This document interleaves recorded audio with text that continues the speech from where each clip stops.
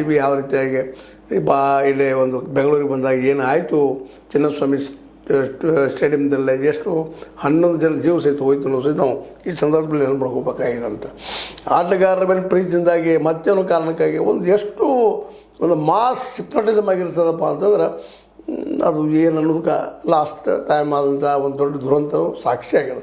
ಅದಿರಲಿ, ಈಗ ನಾವು ಹೇಳಬೇಕಾಗಿದ್ದು ಮುಖ್ಯವಾಗಿ ನಮ್ಮಲ್ಲಿ ಆಟಗಾರರು ಬೆಳೀಲಿ, ಆಟ ಬೆಳೀಲಿ, ಎಲ್ಲ ಬೆಳೀಲಿ, ಜೊತೆಗೆ ಅದರಿಂದ ಬರುತ್ತಿರುವಂಥ ಕೆಟ್ಟ ಪರಿಣಾಮಗಳು ದೂರ ಆಗುವಂಥ ವ್ಯವಸ್ಥೆನ ಸರ್ಕಾರ ಮಾಡಬೇಕಾಗ್ತದೆ. ಸರ್ಕಾರ ಜವಾಬ್ದಾರಿ ಅದು.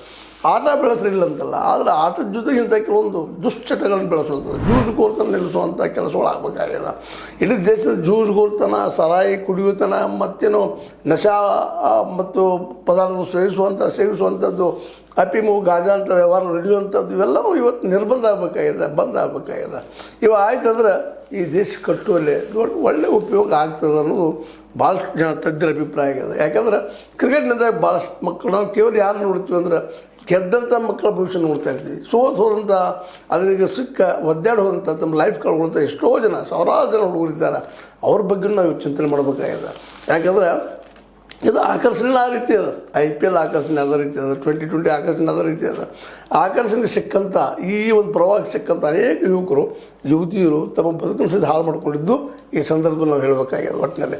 ಯಾಕಂದರೆ ಕೇವಲ ಬರೋ ಹೊಗಳೋದಷ್ಟೇ ಅಲ್ಲ, ಆ ಆಡದ ಏನು ಆಗ್ಲಿಕ್ಕತ್ತಿದೆ ಅನ್ನುವಂಥದ್ದು. ಇದರಿಂದ ಹುಟ್ಟಿದಂಥ ಅತ್ಯಂತ ವಿಷಕಾರಿ ಪದಾರ್ಥ ಯಾವುದಪ್ಪ ಅಂದ್ರೆ ಬೆಟ್ಟಿಂಗ್, ಜೂಜುಗೋರ್ತನ.